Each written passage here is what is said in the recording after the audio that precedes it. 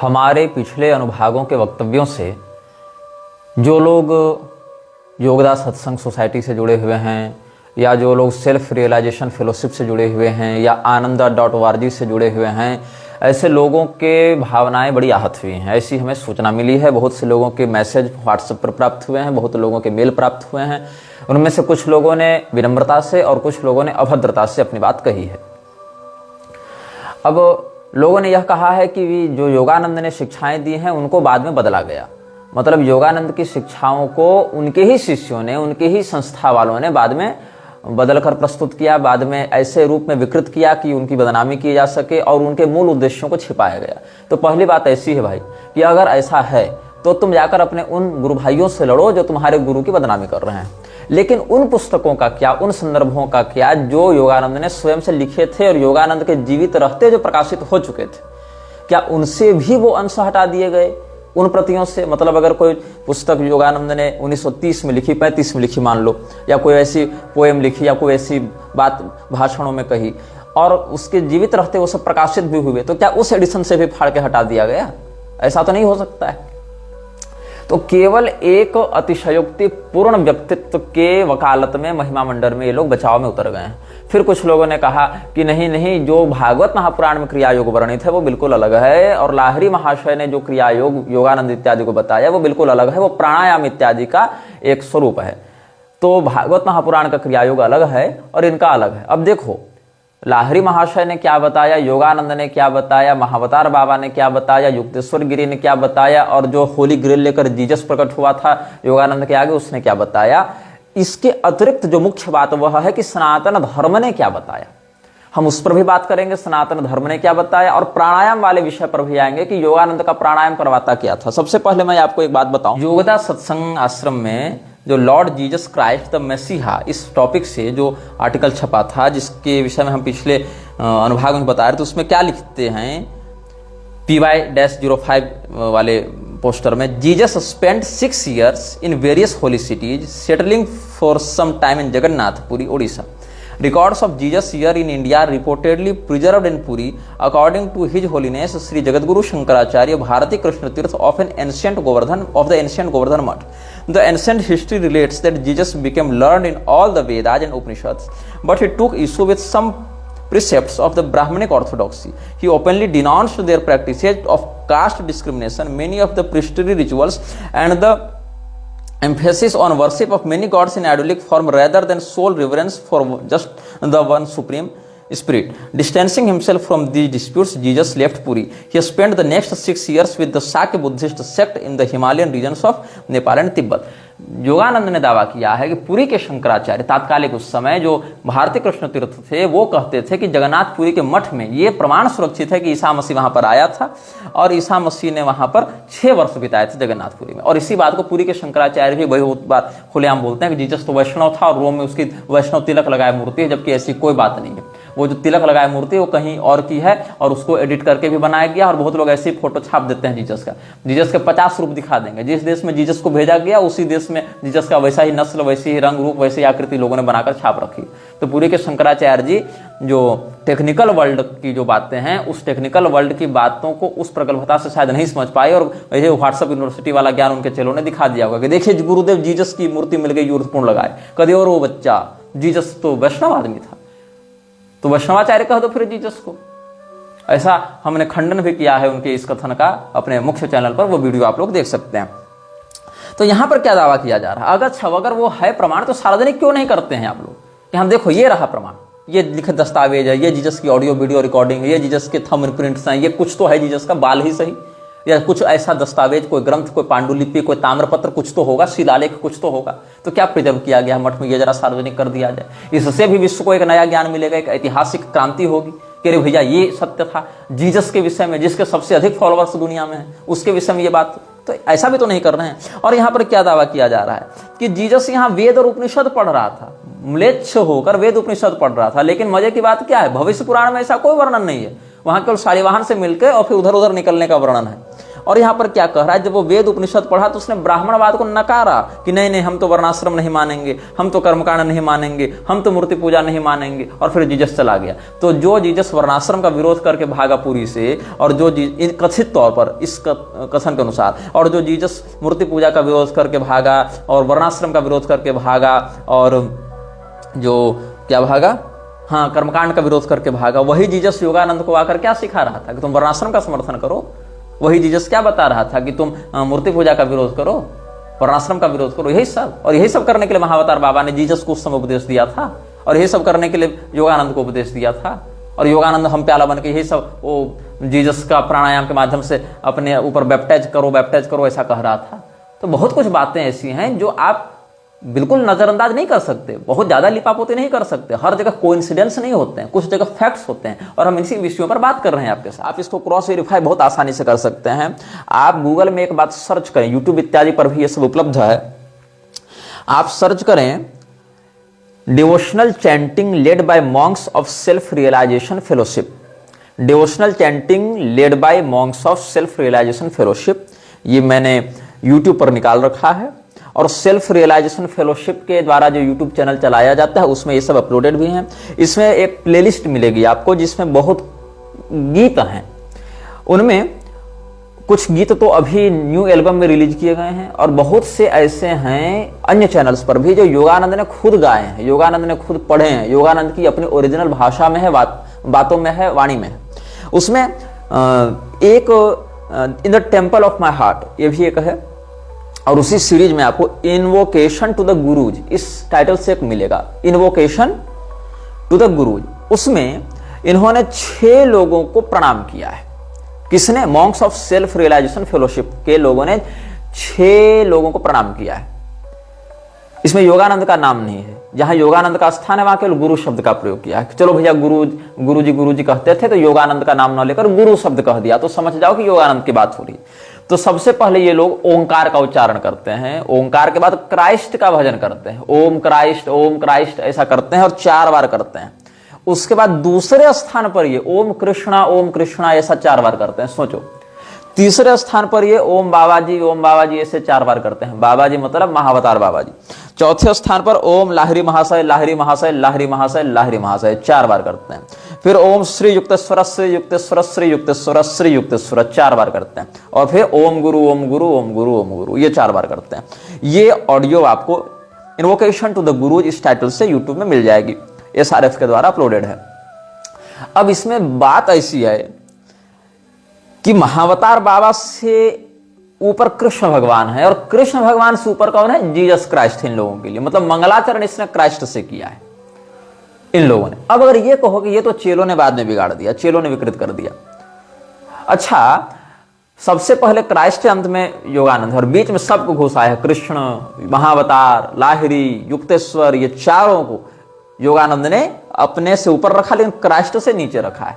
अच्छा, अगर ये कहो कि योगानंद ने ये नहीं लिखा, योगानंद के चेलों ने बाद में लिख दिया, तो योगानंद ने जो लिखा वो भी बताता हूं। ओपल फ्लेम नाम का एक पोएम इसने लिखा था, याद रखना। E.A. कोटिंग्स ने भी किंगडम्स ऑफ फ्लेम की बात की थी, और E.A. कोटिंग कहां से था? ऊटा से था। दया माता जो योगानंद की बड़ी प्रिय शिष्याओं में से एक रही, बल्कि पहली तो वही रही उस प्रकार से, तो दया माता भी कहां से थी? ऊटा से थी।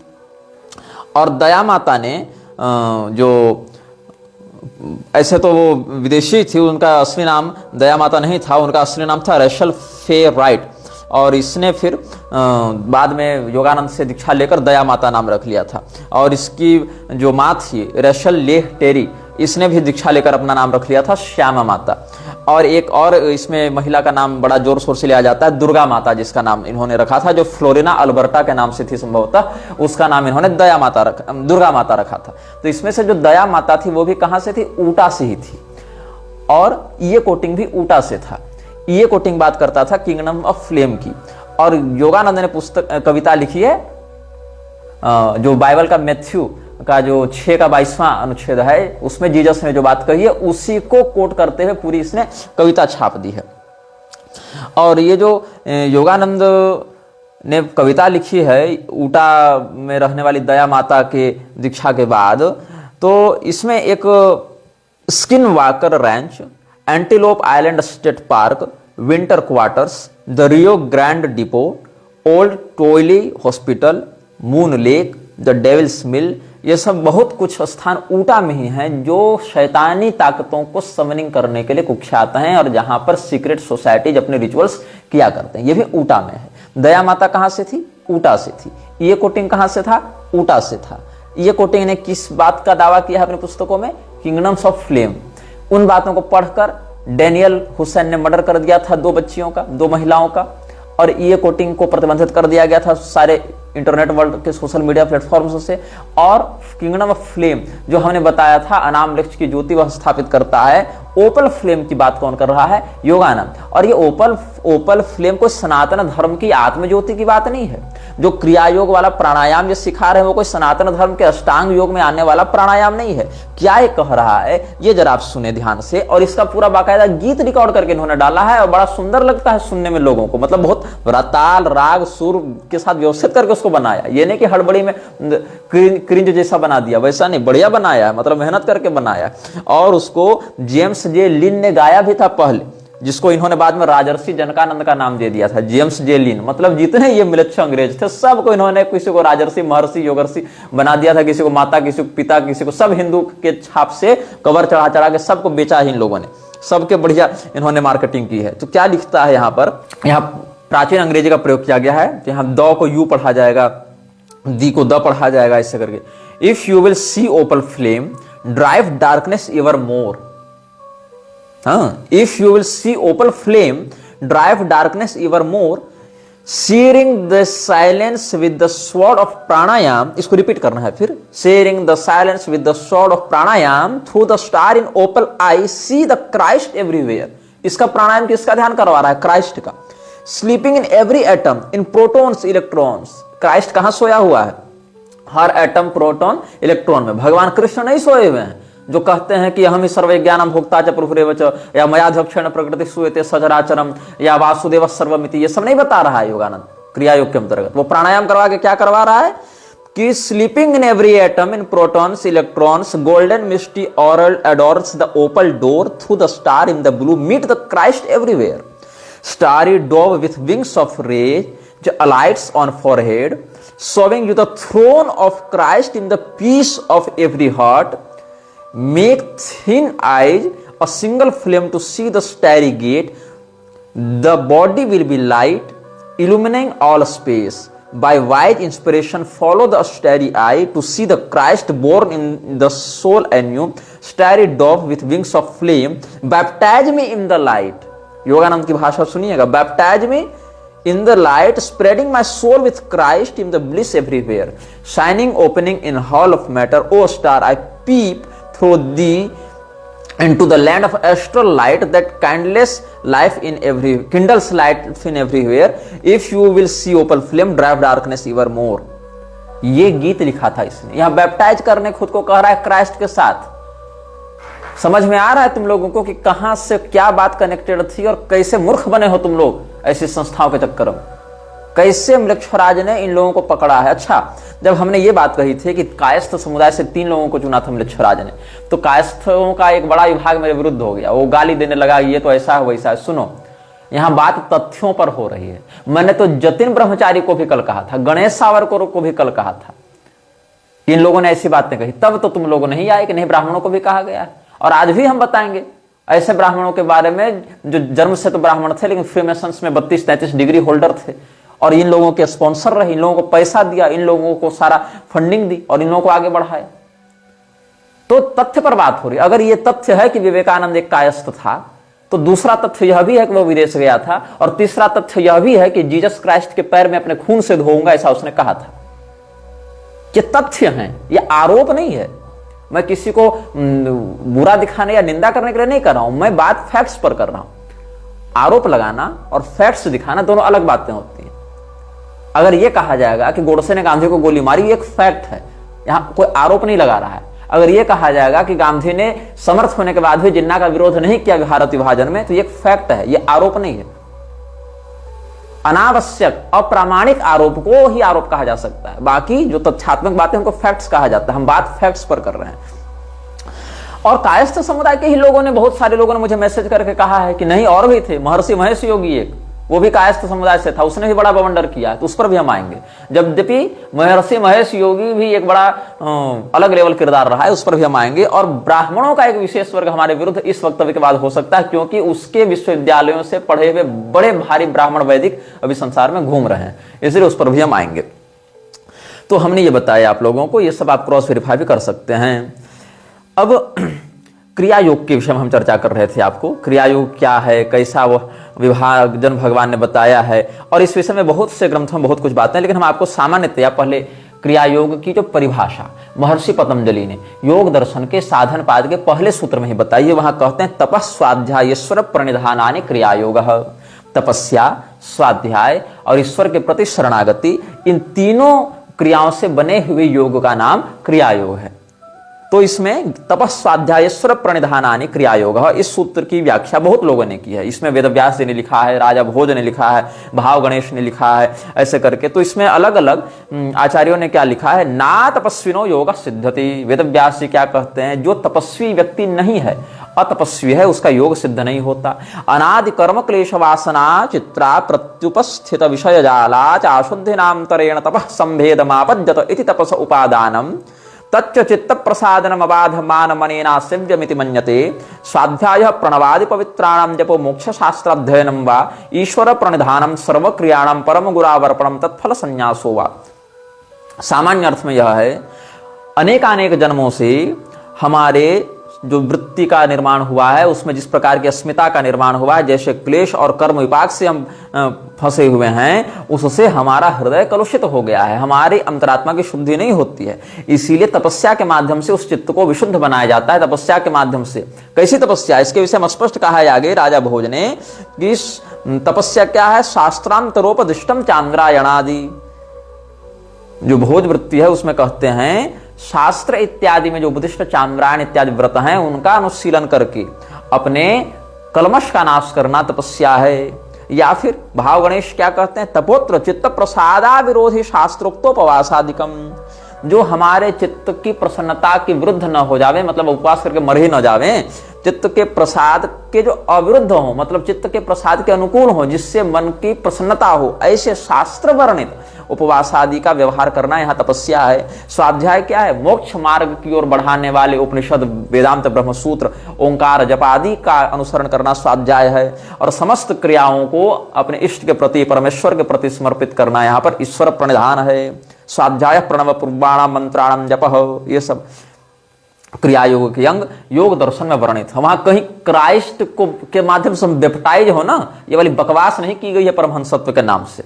खाली उपाधि लगा देने से कोई परमहंस नहीं बन जाता। और क्रिया योग शब्द का एक वहनी पुराणांतर्गत एक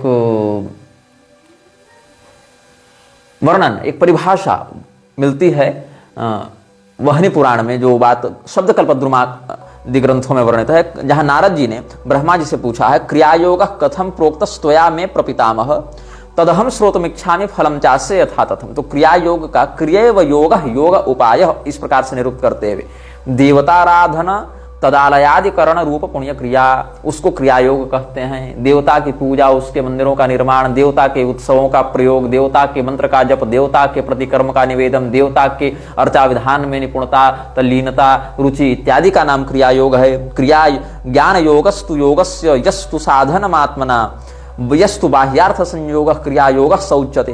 प्रधानम कारणम योगो मुक्तिर्मुनिवरोत्तम क्रिया योगस्तु योगस्य परमं तात साधनम तदेतद् भवता पृष्टम तदि हैकमनः शृणु यस्तु देवालयं विष्णु शुभम दारुमयं कृतं कारयन् मृण्मयं वापि शृणु तस्य फलं मुने। ऐसे करके वहनी पुराण में वैष्णव क्रिया योगे यमानुशासन नाम अध्याय इस प्रकार से वर्णित किया गया है क्रिया योग का भाव। और कल हमने पिछले अनुभागों में, कल परसों इत्यादि के अनुभागों में जो क्रिया योग का श्रीमद् भागवत महापुराण के 11वें स्कंद से वर्णित किया था, वहां भी यही बात है। वहां देवर्षि नारद को भी क्रिया योग का एक आचार्य बताया गया।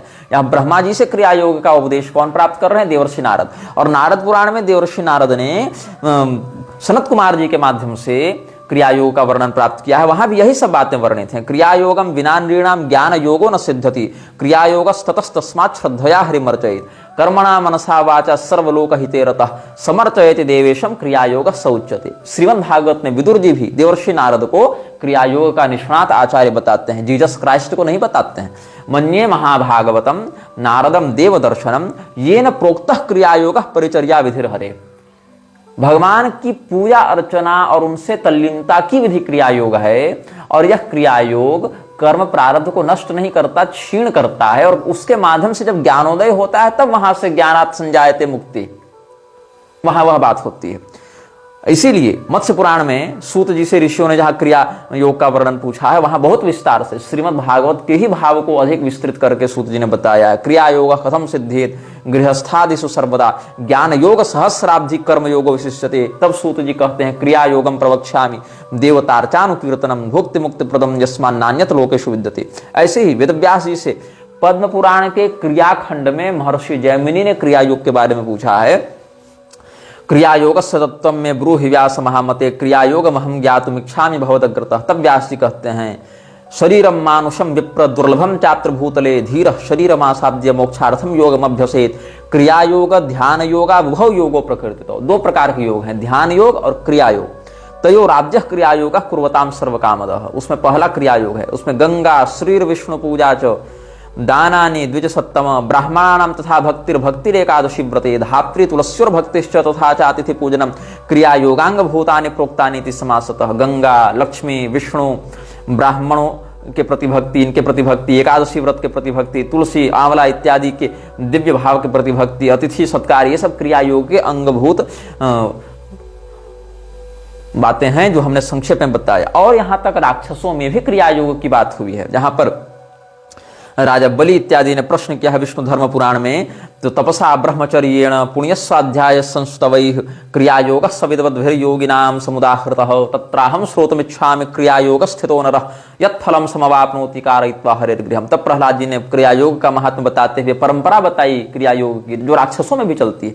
क्या कहते हैं कि हे वत्स, ब्रह्मा जी को भगवान विष्णु का ज्ञान जब प्राप्त हुआ तो ब्रह्मा जी ने वो बताया था ऋषि महर्षियों को, और ऋषि महर्षि सप्तर्षियों को जब यह ज्ञान मिला वहां से, तो उन्होंने मनु जी को बताया, स्वारोचिस मनु को, और स्वारोचिस मनु ने अपने पुत्र ऋतचक्षु को बताया, और ऋतचक्षु ने भृगु मुनि को बताया, भृगु मुनि ने क्रियायोग शुक्राचार्य जी को बताया, और शुक्राचार्य जी चूंकि दैत्यों के गुरु हैं, हम दैत्य हैं, इसलिए हमको हमारे गुरु शुक्राचार्य जी ने ज्ञान दिया है, वही हम तुमको बता रहे हैं। जो अंतः सापेक्ष होता है वह ज्ञान योग होता है, जो बाह्य क्रिया सापेक्ष होता है वह क्रिया योग होता है।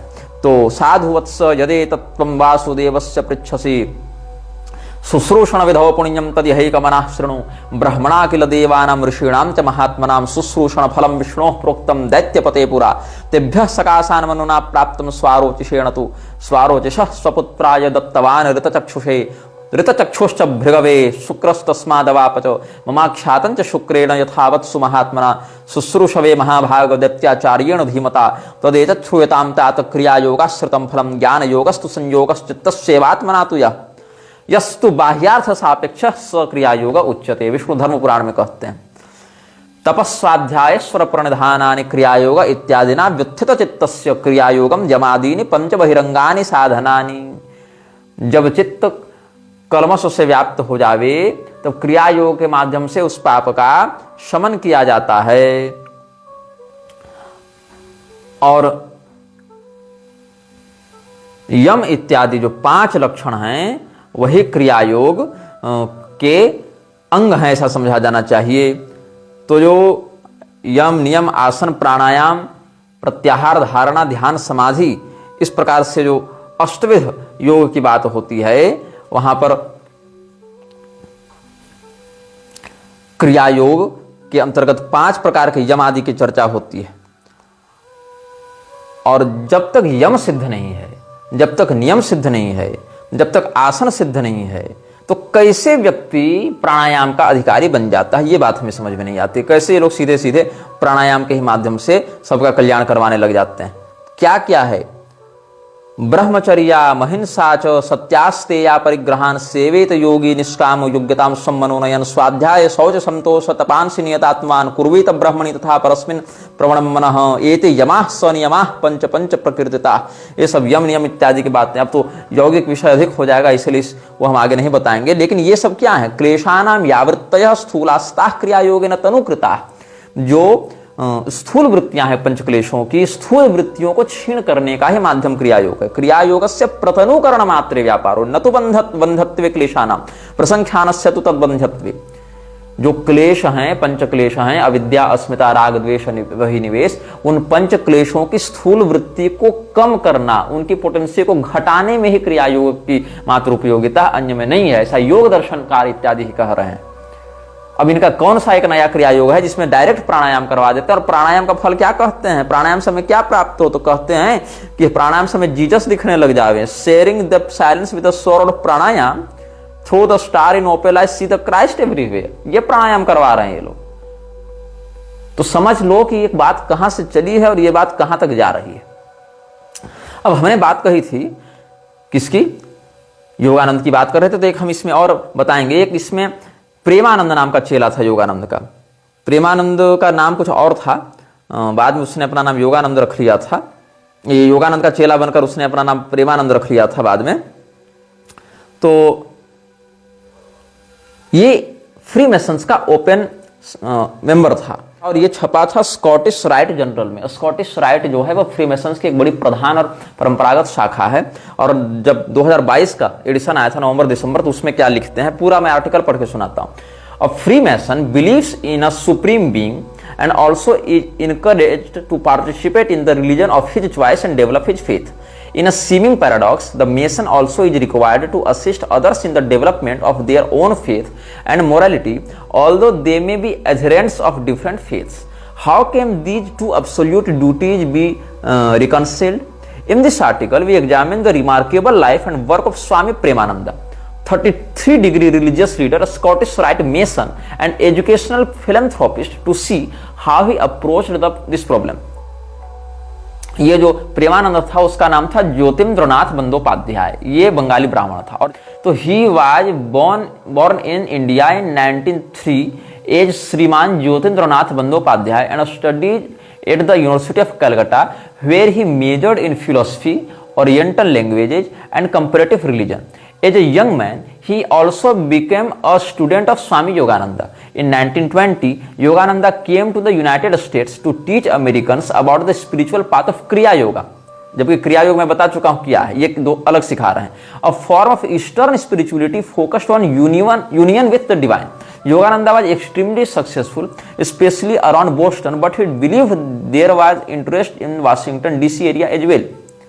तो वाशिंगटन डीसी में इसको अपने केंद्र की स्थापना करनी थी योगानंद को। तो प्रेमानंद जो था वो 33 डिग्री होल्डर था किसमें? स्कॉटिश राइट फ्रीमेसन्स में। कि जो जतीन्द्रनाथ बंदोपाध्याय था वही 32nd डिग्री होल्डर के रूप से ब्रह्मचारी जतिन के नाम से प्रसिद्ध था, और 33rd डिग्री होल्डर के नाम से वही स्वामी प्रेमानंद के नाम से कार्यवाही किया करता था, काम सारा करता था जतिन, ब्रह्मचारी जतिन। और वही कई बार स्वामी प्रेमानंद के नाम से भी अपना परिचय दिया करता था।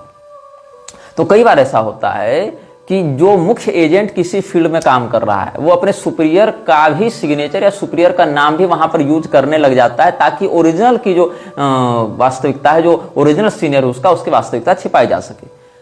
तो यहां पर पपेट ऑफ द सीनियर्स ऐसा मान सकते हैं आप इसको। लेकिन उपलब्ध जानकारी के अनुसार, क्योंकि बचपन में प्रेमानंद का नाम भी जतिन बताया जाता है, जतीन्द्रनाथ बताया जाता है, और यहाँ पे ब्रह्मचारी जतिन ही 32nd डिग्री होल्डर था, फिर 33rd में गया वो प्रमोट होकर, तो हम कॉमनली मानकर चलते हैं कि एक ही व्यक्ति थे।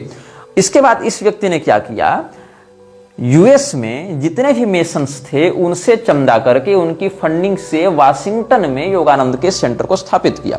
तो यहां पर क्या कहते हैं, in 1928 he asked that his student now known as Brahmachari Jatin be sent to the US to address this unmet need. Jatin initially rented a small store front in Washington DC, and by 1938 he was able to build a small permanent chapel in Bethesda. This was replaced in 1952 by the much larger Golden Lotus Temple, which still operates today and houses the self revelation church of Absolute monism. समझ रहे हो इस बात को? मतलब ब्रह्मचारी जतिन जो 32nd degree holder था mason में, फ्री मेसन के स्कॉटिक राइट लाइनेज में, और जो 33rd डिग्री होल्डर वही प्रमोट होकर स्वामी प्रेमानंद के नाम से बहुत सारे काम वो कर रहा था, ऐसी धारणा भी है और प्रसिद्धि भी है। वो प्रेमानंद उर्फ जतीन योगानंद के साथ मिलकर वाशिंगटन डीसी में स्थापना करता है जिस आश्रम की, और बाद में 38 ईस्वी में जाकर, मतलब इस घटना के लगभग 10 साल के बाद, जब वो बेथेस्डा में स्थापना करता है एक चैपल की। चैपल किसको कहते हैं क्रिश्चियनिटी में, ये देख लेना। उसके बाद वहां पर गोल्डन लोटस टेम्पल की स्थापना की जाती है, और बाद में Self Revelation Church of Absolute Monism, अखंडाद्वैत जिसको आजकल की भाषा में लोग कह देते हैं, उसकी स्थापना होती है। अब यहां पर एक बात है कि योगानंद ने स्वामी प्रेमानंद की उपाधि दी थी जतिन ब्रह्मचारी को 1941 में। ये भी एक बात सामने निकल कर आती है। तो ये जो जतिन ब्रह्मचारी, ये बड़ा कंट्रोवर्शियल कैरेक्टर है योगानंद के जीवन में, क्योंकि जतिन नाम वहां पर आता है जहां पर मेसन्स की 32nd डिग्री की बात करते हैं, और प्रेमानंद नाम वहां आता है जहां 33rd डिग्री की बात करते हैं। तो इसीलिए ये बात बार बार उठती है कि ये जो कैरेक्टर आया योगानंद के जीवन में, जिसने इतना पैसा इसको दिलाया और जो खुलेआम फ्रीमेसन्स का प्रचार भी करता था, और सुपर टॉप मोस्ट दो पदों पर हो रहा, 32nd और 33rd पर जो रहा, वो व्यक्ति एक ही था कि दो थे? अथवा चलो एक ही था अगर मानते हैं, तो जतीन्द्रनाथ जब पैदा हुआ 32nd में ब्रह्मचारी जतिन और 33rd में स्वामी प्रेमानंद वही बना, ऐसी अवधारणा मानकर चलते हैं। तो in 1941 Yogananda consecrated Jatin as Swami Premananda from his arrival in 1928 until his retirement in 1976. Swami Premananda worked tirelessly to spread his message. ये सब बातें हैं। और ये प्रेमानंद का जो किरदार रहा योगानंद के जीवन में, इसने काफी फंडिंग इसको ओपनली दिलाई फ्रीमेसन्स से। यही कारण है कि ये जीसस क्राइस्ट की खुलेआम प्रशंसा भी करता था, मोहम्मद की भी प्रशंसा की इसने। तो लोगों ने मुझे कहा कि आपने योगानंद की परंपरा के साधकों का दिल दुखाया है। जरूर दुखाया है, और आगे भी तुम्हारे जैसी हरकतें हैं, तुम्हारा दिल दुखेगा, इसमें कोई संदेह नहीं। इसका कारण क्या है? मैं नहीं भी दुखाना चाहूं तो भी दुखेगा। जिस इस्लाम की मान्यताओं के आधार पर इस विश्व में करोड़ों बच्चे मार दिए गए, महिलाओं का बलात्कार किया गया, पूरा विश्व आतंकवाद की चपेट में आ चुका है, उसी के प्रवर्तक मूर्ति भंजक को तुम लोगों ने बधाई दी है, सराहना की है, उसकी प्रशंसा की है, उसको ईश्वर का तेजस्वी पुत्र बताया है। तो तुम 10, 20, 50, 100, 1 लाख, 1 करोड़ चेले भी अगर हो जाओ योगानंद के, तब भी उन करोड़ों मृतकों की आत्माओं को तुम लोग सदैव तिरस्कृत करोगे, केवल इस्लाम और ईसाइयत के प्रवर्तक की प्रशंसा करके, क्योंकि इन लोगों के ही कारण विश्व में इतने भयंकर नरसंहार होते रहे हैं, और आगे भी होते रहेंगे, और वर्तमान में भी हो रहे हैं। तो तुम भी उसी गिरोह के सदस्य माने जाओगे हमारी दृष्टि में। तुम कोई हिंदू या सनातनी या योगी और परमहंस नहीं माने जाओगे। तुम एक आतंकवादी विचारधारा को बढ़ाने वाले, उसको ग्लोरीफाई करने वाले आतंकवादी प्रमोटर माने जाओगे। इतनी वास्तविकता, और ये फैक्ट है। This is a fact which can't be denied. यह वीडियो जल्द ही हटा दिया जा सकता है। कृपया थर्ड पार्टी एप्स का उपयोग करके डाउनलोड करें। आप इस वीडियो को अपने चैनल पर फिर से अपलोड भी कर सकते हैं।